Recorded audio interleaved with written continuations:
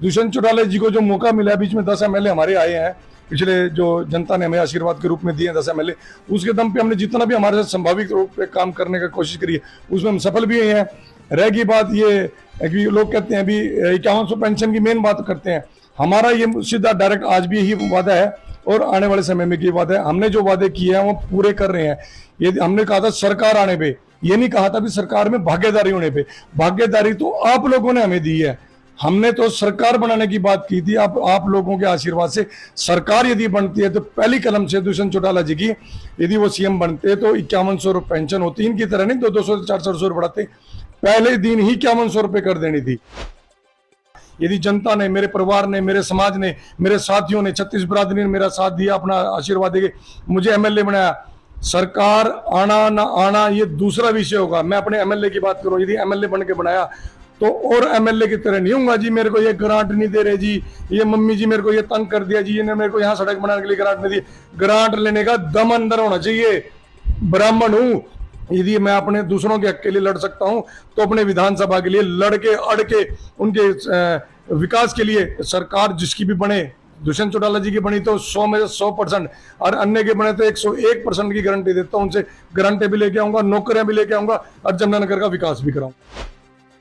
यदि ब्राह्मण एकजुट होता है तो निश्चित तौर पर आपको उनका समर्थन मिलने की पूरी संभावना है। हाँ जी, पिछले बार क्या हुआ, पिछले बार हमारी नई पार्टी थी, नया मैं था, तो शायद लोगों के बीच में एक चीज आगे थी भी, एक को हराना है, एक को जितवाना है। तो कई लोगों ने उस टाइम मेरे से माफी मांगी, जो लोगों ने जो मेरी बरादरी के, मेरे समाज से बिलोंग करते हैं, उन्होंने मेरे को कहा कि भी छोटे भाई बेटे, हमने तो अब की बार इसको हराना है तो अब की बार क्षमा दे दे, लेकिन अगली बार हमें कोई ऐसा काम करके दिखा कि हम तेरे साथ लगे। आज की डेट में जितनी भी हमारी सभाएं हैं, ब्राह्मण सभाएं, सबने मेरे को आशीर्वाद दिया कि यदि ब्राह्मण कैंडिडेट एक रहता है तो टोटली ब्राह्मण समाज और मेरे साथ मिले, मेरे जितने अन्य समाज के लोग हैं, 36 बिरादरी के लोग हैं, वो मेरे साथ तन मन धन से मेरे साथ खड़े। नमस्कार, राष्ट्रीय कदम समाचार सेवा में आपका स्वागत है। जैसा कि आप जानते हैं कि 2024 में चुनाव होने जा रहे हैं, लोकसभा विधानसभा के। इसी श्रृंखला में राष्ट्रीय कदम टीम ने विधानसभा स्तर पर next MLA, best MLA, ex MLA के विषय को लेकर वहाँ के भावी प्रत्याशियों से मिलने का एक कार्यक्रम शुरू किया है। इसी श्रृंखला में आज विधानसभा यमुनानगर में हम लोग मौजूद हैं। हमारे बीच उपस्थित हैं भाई सुरेश त्यागी जी, जो यहाँ के लोगों के लिए, जिले भर के लोगों के लिए किसी भी परिचय के मोहताज नहीं है।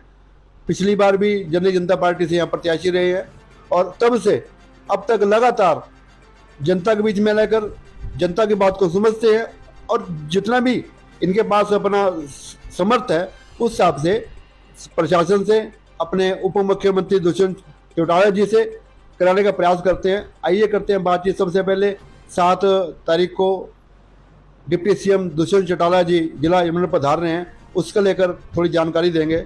धन्यवाद भाई सुरेश त्यागी जी। नमस्कार जी। वैसे जैसे कि आपको पता है, दुष्यंत चौटाला जी हमारे बीच में 7 तारीख को यहाँ पहुँच रहे हैं और आगामी चुनाव को लेकर कार्यकर्ताओं की मीटिंग लेंगे वो। और जैसे कि आपको पता, निगम के भी चुनाव आ रहे हैं तो उसके लिए कार्यक्रम रखे गए हमारे जमुनानगर में। तो तकरीबन शहर के अंदर प्रोग्राम है, शहर के अंदर दुष्यंत चौटाला जी सारे प्रोग्राम करेंगे। अभी गत दिनों ही आपके कार्यालय में जिला अध्यक्ष भाई गुरविंदर तेजली जी ने एक कार्यक्रम आयोजित किया गया था, आपने स्वागत किया। उस दौरान काफ़ी समाज सेवकों ने, यहाँ के लोगों ने आपकी पार्टी में ज्वाइनिंग की और आपने उनको मान सम्मान के स्वरूप में अच्छे पद भी सौंपे। उनमें कई भावी नगर निगम जमुनानगर के संभावित प्रत्याशी भी थे। तो इस प्रकार जो बड़े बड़े चेहरे आपकी पार्टी में शामिल हो रहे हैं और भविष्य में भी पूर्व विधायक भी शामिल होने की संभावना है, तो पार्टी में जो ज्वाइनिंग बढ़ रही है, इसका क्या कारण है सर? सबसे बड़ा कारण तो है जी दुष्यंत चौटाला जी की नीतियाँ, जो हम जनहित के लिए काम कर रहे हैं। पार्टी हमारे जनहित के लिए काम कर रही है और युवाओं को हम मौका दे रहे हैं कि वो आए, चुनाव भी लड़ें। 75% के रोजगार के अंदर हमने जो लड़के हक दिलवाया हरियाणा की जनता को, युवाओं को, तो उसके लिए बहुत लोग हमारे साथ जुड़ रहे हैं। और रहेगी आपकी बात ज्वाइनिंग तो आप लोगों के आशीर्वाद से यहाँ पर रोज होती रहती है जी। कोई ना कोई साथी हमारे आते हैं, वो जुड़ते रहते हैं, परिवार को लेके जुड़ते रहते हैं। लोगों ने 10 साल पहले कांग्रेस का राज भी देखा जी। लोगों ने उनसे तंग आकर इसको हुड्डा साहब की सरकार को, कांग्रेस सरकार को नकार के दूसरी सरकार बनाई। अब लगभग 10 साल उनको भी होने को है जी। आपको पता है भी 8.5-9 साल के लगभग हो चुके हैं। उनको भी आजमा के देख लिया कि 10 साल से पहले 70 साल उन्होंने राज किया जी, इन्होंने भी कुछ राज किया, ये लोग चाहते थे। अभी इसके अंदर कुछ बदलाव आएगा, हरियाणा विकास की ओर चलेगा, हरियाणा के अंदर रोजगार का अवसर मिलेंगे, युवाओं को नौकरियां मिलेंगी, जो सुरक्षा मिलेगी, लड़कियों को महिलाओं को सुरक्षा मिलेगी। तो इस प्रकार की कोई बात नजर ही नहीं आई उनको। दुष्यंत चौटाला जी को जो मौका मिला, बीच में 10 एमएलए हमारे आए हैं, पिछले जो जनता ने हमें आशीर्वाद के रूप में दिए 10 एमएलए, उसके दम पे हमने जितना भी हमारे साथ संभावित रूप पे काम करने का कोशिश करी है उसमें हम सफल भी हुए हैं। रह गई बात ये कि लोग कहते हैं अभी 5100 पेंशन की मेन बात करते हैं, हमारा ये सीधा डायरेक्ट आज भी यही वादा है और आने वाले समय में की वादा है। हमने जो वादे किए हैं वो पूरे कर रहे हैं। ये हमने कहा था सरकार आने पे, ये नहीं कहा था कि सरकार में भागीदारी होने पे। भागीदारी तो आप लोगों ने हमें दी है, हमने तो सरकार बनाने की बात की थी। आप लोगों के आशीर्वाद से सरकार यदि बनती है तो पहली कलम से दुष्यंत चौटाला जी की यदि वो सीएम बनते तो 5100 रुपये पेंशन होती, इनकी तरह नहीं 200 400 रुपये बढ़ाते, पहले दिन ही 5100 रुपये कर देनी थी। और दूसरा वादा हमने किया था 75% रोजगार का प्राइवेट सेक्टर के अंदर, वो हमने दिलवाया। एक वादा हमने किया था कि 100 किलोमीटर के एरिया के अंदर जो बच्चे पेपर देते हैं सरकारी, वो हो रहे हैं आपके सामने। एक वादा हमने किया था जी पंचायत के अंदर महिलाओं को रिजर्वेशन 50% की मिले, हमने लड़के वो पूरा करवाया। एक वादा हमने आपसे किया था कि महिलाओं को जो डिपो होल्डर के अंदर आरक्षण मिले, उनकी जो संख्या वो बढ़े, हमने वो वादा किया जी पूरा। हमने जो वादे आज तक कहे हैं ना, वो लड़के झगड़ के प्यार से जिस प्रकार से हमने मनाने की कोशिश करी हमने मनवाया है।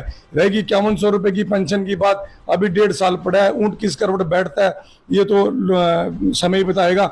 यदि लोगों को हमारे को साथ रहा तो इसी प्लान के अंदर इन्हीं 1.5 सालों के अंदर 5100 पेंशन भी 100 के 100% होकर हटेगी।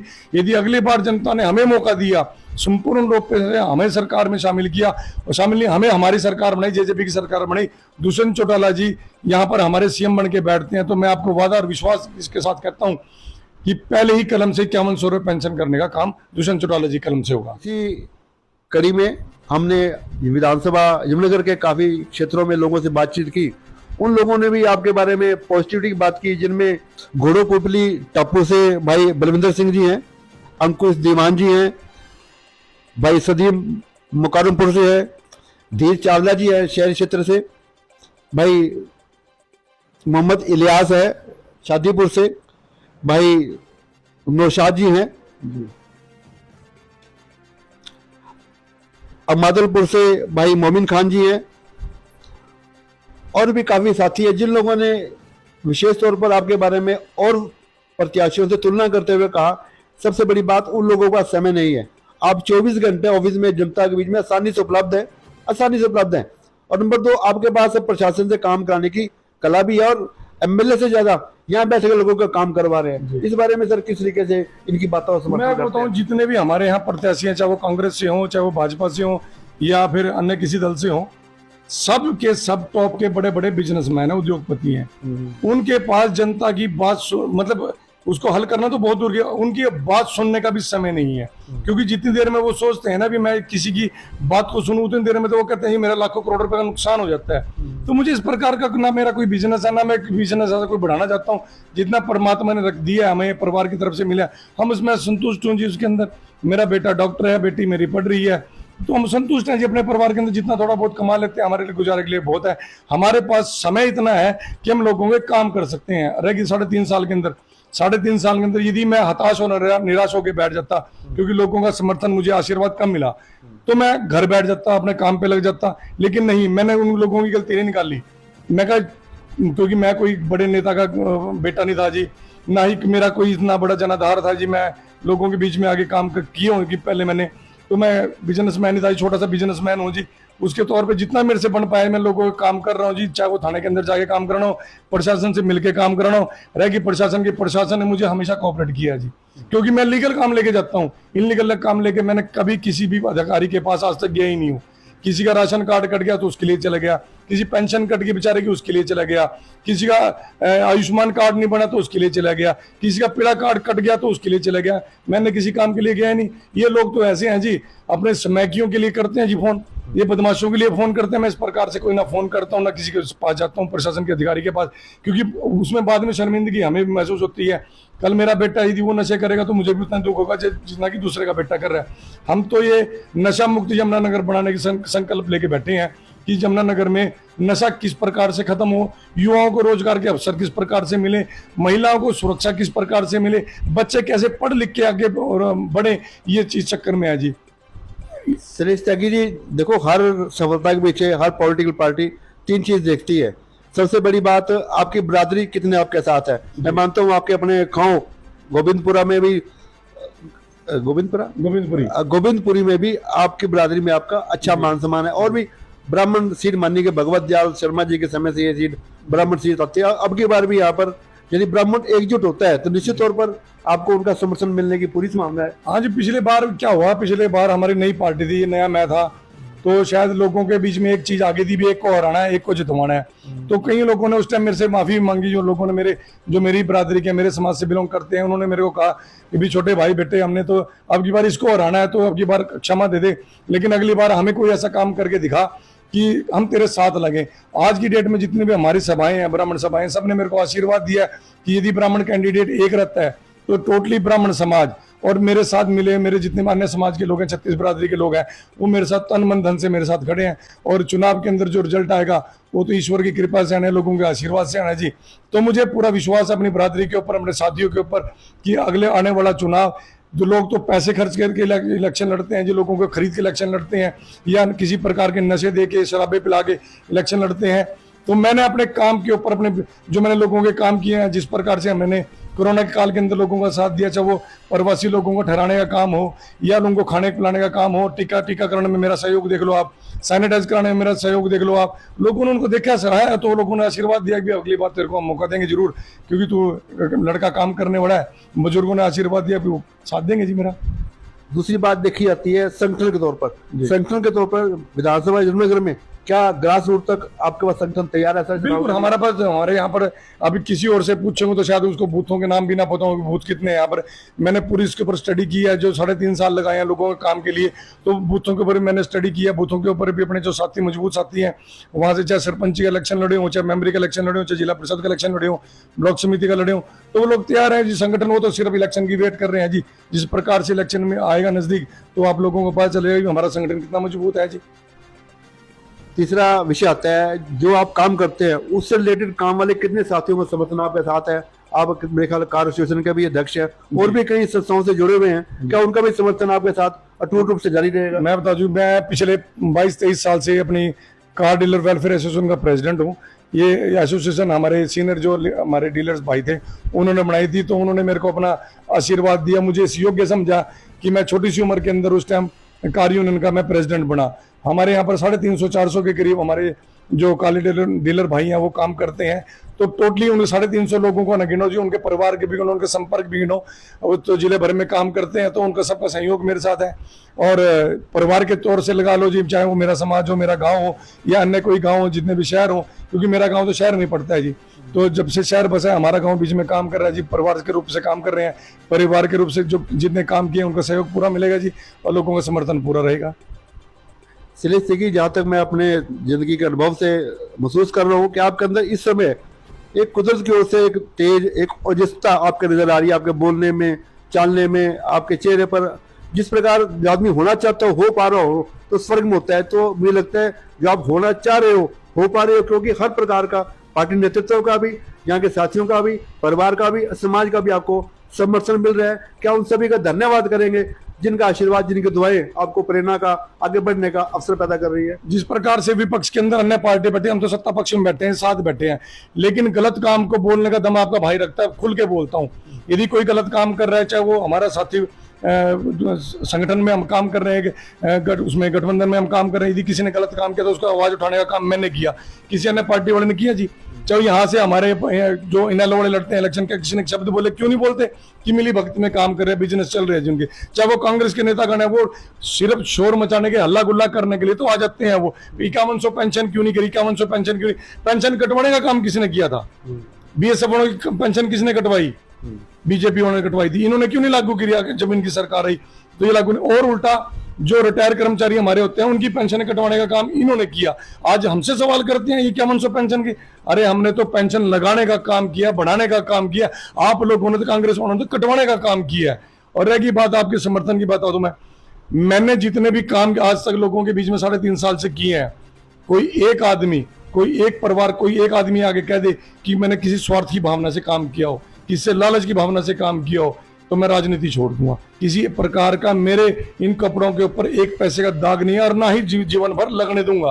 आप आरटीआई के माध्यम से, किसी भी माध्यम से, सीआईडी के माध्यम से आप पता करा सकते हैं। यदि मेरे खिलाफ कोई आपको ऐसा सबूत मिल जाए कि किससे उसने पैसे लेके काम कराया अन्य लोगों की तरह, इनके खिलाफ तो मैं आपको दिखाऊंगा। समय आने पर मैंने तो बोला, ओपन डिबेट का चैलेंज किया था। ओपन डिबेट के अंदर मेरे को नहीं बुलाया गया, हमारे दूसरे साथी को बुलाया गया। क्यों नहीं बुलाया गया? क्योंकि मैं इनके पर्चे खोल दूंगा। ये डर है इनको कहीं ना कहीं। मेरे पास ऊपर से शीर्ष नेताओं का फोन है कि डिबेट में आप नहीं जाओगे, तो डिबेट में दूसरा गया तो जिस प्रकार की उसने बात की, हमारे पक्ष मजबूत रखने की बात की, उन्होंने पक्ष बड़ा अच्छी तरीके से, खूबसूरत तरीके से हमारे अजय राव जी ने, जो हमारे स्टेट के इंसो के प्रेसिडेंट है, उन्होंने रखा है मजबूत। लेकिन मेरे को बोलने का कोई नहीं मौका दिया वहां पर। मेरे को एक लाइन बोलने का मौका दिया तो मैंने एक लाइन में अपनी पूरी बात को ही पाया वहां पर। मैं अंतिम बात करना चाहूंगा आपसे। देखो, महापुरुषों ने कहा है कि जो वचन दे के वचन की पालना नहीं करता, उनके हाथ का दिया हुआ दान देवता के पुत्र भी ग्रहण नहीं करते। तो आप अपनी जनता को क्या वादा करोगे, क्या वचन दोगे सर? मैं उस कौम से बिलोंग करता हूं जी, जिसने कभी कोई पाप नहीं किया। मैं आपको वादा करता हूं, हम तो वो लोग हैं जिन्होंने एक भेड़ चराने वाले को देश का राजा प्रमुख बना दिया, चंद्रगुप्त मौर्य का नाम दिया था। मैं उस कौम से बिलोंग करता हूं जी। भगवान परशुराम जी का वंशज हूं मैं। ब्राह्मण कम्युनिटी से बिलोंग करता हूं। ब्राह्मण होने के नाते बोलता हूं, जितना मैं आपके माइक के माध्यम से, मैं आपके व्यूवर्स को बोल रहा हूं, जितना मैं बोल रहा हूं ना, उतना करके दिखाऊंगा। आज मेरे अंदर जोश है, जज्बा है, जुनून है मेरे को अंदर काम करने का। यदि जनता ने, मेरे परिवार ने, मेरे समाज ने, मेरे साथियों ने, छत्तीस बिरादरी ने मेरा साथ दिया, अपना आशीर्वाद देके मुझे एमएलए बनाया, सरकार आना ना आना ये दूसरा विषय होगा। मैं अपने एमएलए की बात करूं, यदि एमएलए बन के बनाया तो और एमएलए की तरह नहीं होगा जी। मेरे को ये ग्रांट नहीं दे रहे जी, ये मम्मी जी मेरे को ये तंग कर दिया जी, ये मेरे को यहाँ सड़क बनाने के लिए ग्रांट नहीं दी। ग्रांट लेने का दम अंदर होना चाहिए। ब्राह्मण हूं, यदि मैं अपने दूसरों के हक के लिए लड़ सकता हूं तो अपने विधानसभा के लिए लड़के अड़ के उनके विकास के लिए सरकार जिसकी भी बने, दुष्यंत चौटाला जी की बनी तो 100 में से 100%, और अन्य के बने तो 101% की गारंटी देता हूं। उनसे गारंटी भी लेके आऊंगा, नौकरियां भी लेके आऊंगा और जमुनानगर का विकास भी कराऊंगा। सुरेश जी, आत्मा से परमात्मा, आपकी आत्मा क्या कहती है, लड़ेंगे और जीतेंगे? मेरी आत्मा ये कहती है लड़ूंगा। रहेगी जीत की, इतना बड़ा घमंड के तौर पे मैं बात नहीं करता हूं, क्योंकि हम तो हमेशा इस सादगी में जीवन जिया। रुझान दिख रहा है सर आपको? रुझान के हिसाब से तो लग रहे हैं जी हम जीत रहे हैं। दुष्यंत चौटाला की नीतियों से जुड़ रहे हैं लोग, मेरे काम करने की जो मेरी कार्यशैली है उससे लोग जुड़ रहे हैं। लोगों का जितना आशीर्वाद मिला, आप तो गांव के अंदर घूमते हैं, जाके देखा जी, लोग तो 80% गांव की एक तरफ वोट कह रहे हैं, एक तरफा वोट कह रहे हैं। शहर के अंदर थोड़े से हम कमजोर हैं। शहर के अंदर कमजोर इसलिए है कि लोगों को डिवाइड कर रखा है जी, चाहे वो जाति प्रथा के नाम से कर रखे हो या अन्य किसी रीजन के हिसाब से करे हो। लेकिन आज नगर निगम का जो हाल है उसकी आवाज उठाने का काम मैंने किया जी। जो नगर निगम की जो भ्रष्टाचार की आवाज मैंने उठाई है, जिस प्रकार से आपने पीछे मेरे इंटरव्यूज में देखा होगा, इनका जितना मैं इनको खोल के लोगों के सामने ला रहा हूं, तो लोगों का आशीर्वाद समर्थन के रूप से मेरे को मिल रहा है। तो लोग कह रहे हैं एक बार इस लड़के को मौका जरूर देंगे, आजमाना जरूर चाहेंगे। मैं तो कहूँ एक बार मेरे को भी आजमा के देखो। यदि मैं कोई घमंड के तरीके से बात करूँ तो मेरा भी घमंड टूट जाएगा। और ये तो कोई सारी उम्र की प्रवृत्ति तो किसी की है नहीं कि सारी उम्र के लिए एक बार एमएलए बन गया, एक बार मंत्री बन गया, मुख्यमंत्री बन गया, कभी हटाएंगे नहीं। चाइना तो है नहीं, ये रशिया तो है नहीं, ये तो 5 साल के बाद दोबारा हो गई थी। मैं कोई गलत काम करूँ तो मेरा भी विरोध करें। और मैं तो कहता हूं मेरे चैनल के माध्यम से, आपके चैनल के माध्यम से, मेरा व्हाट्सएप नंबर सबके पास है, मेरा मोबाइल नंबर सबके पास है, सोशल मीडिया का अकाउंट सबके पास है। यदि मैं कोई गलत काम कर रहा हूं तो मेरे को टैग करें, मेरे को बोल लें अभी इस प्रकार का आप गलत काम कर रहे हो, उसको सुधार करें। यदि मेरी गलती को कोई निकालेगा ही नहीं तो मैं सुधार कैसे करूं? अभी तक तो मैंने कोई गलती ऐसी कर नहीं रहा हूं। यदि फिर भी मैं कोई गलती कर रहा हूं तो मुझे बताएं, मुझे अपना सहयोग दें, समर्थन दें। जो गलतियां निकालता है ना, तो इसका मतलब वो मेरा प्यारा है। अब पीछे जी लोग बोलते हैं, मेरे इंटरव्यू के अंदर बोला जी, जिस प्रकार से मैंने निगम की जो बातें लोगों को समझाई बताई, लोगों ने सबने सराहा जी मेरे को। 99% जो उसके अंदर कमेंट मैंने पढ़े हैं, लोगों ने मेरे को आशीर्वाद के रूप में से मेरा जो हौसला बढ़ाया। लेकिन कुछ लोगों ने पता नहीं किस कारण कुछ लिख देते हैं, ये आएगा वो आएगा, ये आप सत्ता के अंदर बैठे थे। मैं उन लोगों को आपके माध्यम से बोलता हूं, भाई आप जाके मेरा सोशल मीडिया अकाउंट फेसबुक जाके चेक करो, क्या मैं पहले दिन से इन लोगों के खिलाफ बोल रहा हूं या अभी बोलना शुरू किया? लोग तो कहते हैं इलेक्शन नजदीक आ गया बोलना शुरू करे। भाई साहब मैं तो पहले दिन से बोल रहा हूं। मैंने सोशल मीडिया के अकाउंट में, आपके सार्वजनिक अकाउंट है जी, मेरा तो पब्लिक अकाउंट है, खुला है, कोई भी जाके देख सकता है। उसके अंदर जाके देखें कि मैं बोलता हूं या नहीं बोलता हूं, या आज ही बोलना शुरू किया। ये लोगों की जो मानसिकता, कुछ प्रकार के लोगों की मानसिकता है जो इस प्रकार की मेरे प्रति सोच रखते हैं, भाई उस सोच को सुधारो। आप अपने भाई का समर्थन दो, अपने भाई का आशीर्वाद दो। यदि आपका भाई एमएलए बन के आता है तो मैं आपको वादा करता हूं, मरने से पहले एमएलए बनने के बीच में जमुनानगर हल्के को वो तोहफा देके जाऊंगा कि आने वाली जनरेशन उसको याद करेंगी और हमें आप लोगों को भी कहेंगे भी उस टाइम के एमएलए को आपने वोट दी थी, एक अच्छे एमएलए को वोट दिया, एमएलए बनाया, उसने ये हमें आशीर्वाद के रूप में लोगों के लिए सेवा के लिए ये चीज प्रोजेक्ट लाके दिया। वो प्रोजेक्ट लाके जमुनानगर की जनता को मैं दूंगा हर हालत में। देखो, अतीत और सुरेश त्यागी जी का भविष्य उज्जवल है। सबका आशीर्वाद, सबकी दुआएं भाई के साथ इसी प्रकार एक बात लगे मैं रहे। और कहना चाहूंगा, एक सपोज कर लो जी, हम एक थोड़ा सा अनुमान लगा के बात करते हैं कि हरियाणा सरकार कोई भी सरकार हो, बनती बढ़ती रहती है सरकारें, तो 90,000 नौकरियां निकलती हैं, 90,000 विधानसभा है हमारे, तो मैं तो इतना काम करूंगा अभी ये ना हो भी जो भी हमारे यहाँ का बड़े नेता बनते हैं जी, कांग्रेस वालों ने तो अपना रोहतक की सोनीपत याद रहा जी, दूसरा एक ससुराल याद रहे जी, एक अपना पिता का घर याद रहेगा, दूसरा याद ही नहीं किया। मैं तो ये चाहूंगा कि जमुनानगर में या अन्य किसी भी विधानसभा के अंदर 90 एमएलए बने हैं, 90 के 90 एमएलए को 1,000 नौकरियां सबको दी जाए, उनकी योग्यता के आधार पर बच्चों को दी जाए कि हर बार जब भी नौकरी निकले तो यमुनानगर के उतने ही बच्चे लगे जितने रोहतक के, सोनीपत के, झज्जर के या करनाल के या हिसार सिरसा के बच्चे लगते हैं, उतने यमुनानगर हल्के के भी बच्चे लगने चाहिए। मैं यानी कि यमुनानगर की हिस्सेदारी लेकर रहेंगे, बराबर लेकर रहूंगा जी, पूरा विकास में भी ऐसा है जी, प्यार से मानेंगे प्यार से, धक्के से मानेंगे धक्के से, अपनी बात को जनता के हित में मनवा के ही दम लूंगा, ये चीज लागू करवा के ही दम लूंगा। ये मैं आपको बताऊं क्यों, मेरे को सिर्फ क्या है, अभी वहां पर 90 आदमियों की गिनती में मेरी अभी गिनती नहीं है, मैं निचले स्तर पे आवाज उठा सकता हूं, लेकिन विधानसभा के अंदर यदि लोगों ने मुझे आशीर्वाद देके वहां पहुंचाया तो मैं आपको वादा करता हूं यमुनानगर के साथ साथ पूरे के पूरे हरियाणा के 90 के 90 विधानसभा के क्षेत्रों के अंदर वही कानून लागू कराऊंगा जो जमुनानगर के लिए लागू कराऊंगा। ये मेरा वादा रहा आपसे। मैं अंतिम चाहूंगा कि आप 7 तारीख को दुष्यंत चौटाला जी, हाँ 7 तारीख को दुष्यंत चौटाला, फिर आप जो कार्यक्रम बनेंगे जानकारी फिर देंगे। मैं आपको जानकारी आपके माध्यम से देता रहूंगा। मैं ये कह रहा हूँ यदि किसी भाई को कोई किसी प्रकार की कुछ समस्या है, दुष्यंत चौटाला जी का आप अपने घर के अंदर, अपने मोहल्ले के अंदर, अपनी दुकान मार्केट के अंदर प्रोग्राम रखवाएं और दुष्यंत चौटाला जी को अपनी समस्याएं बताएं, तुरंत समाधान कराने की जिम्मेवारी मैं लेता हूं, तुरंत का तुरंत उनका समाधान मैं करवा के हटूंगा। आप लोग अपना समर्थन दुष्यंत चौटाला जी को दें, उनको भविष्य का मुख्यमंत्री मान के चलें। आप मुख्यमंत्री बनेगा, 100% बनेगा, उसमें देर सवेर परमात्मा के आशीर्वाद से हो सकती है। दुष्यंत चौटाला जी काम करने का जज्बा रखते हैं, लोगों के बीच में 7 तारीख को आ रहे हैं, सारे लोग वहां पर आए, अपनी समस्याएं बोलें, अपनी समस्याओं का उसी टाइम निवारण करवाएं। मैं तो ये आपको लिख के देता हूँ कि अभी हमारे नगर निगम के चुनाव आने वाले हैं, जो भी मेरे साथी या हमारे से जुड़े या जो नहीं जुड़े और विधानसभा इसका निगम का चुनाव लड़ना चाहते हैं तो वो आगे मेरे से संपर्क करें। मेहनती लड़का हो, मेहनती लेडीज हो, कोई भी हो, अपने चाहे वो आरक्षित सीट हो चाहे जनरल सीट हो, वो आके मेरे से मिले। जमुनानगर के हित के लिए काम करता हूँ, निगम के हित के लिए काम करता हूँ, ईमानदारी से काम करने वाला बंदा हो, मैं उसको टिकट भी दूंगा, सिंबल भी दूंगा, दुष्यंत चौटाला से ला के, और उसको चुनाव भी लड़ेंगे और मेयर भी अपना बनवा करेंगे, डिप्टी मेयर भी, सीनियर डिप्टी मेयर भी, और सारे पार्षद भी अपने बनवा करेंगे। खुश रहो, सब सभी खुश रहो जी। धन्यवाद। धन्यवाद।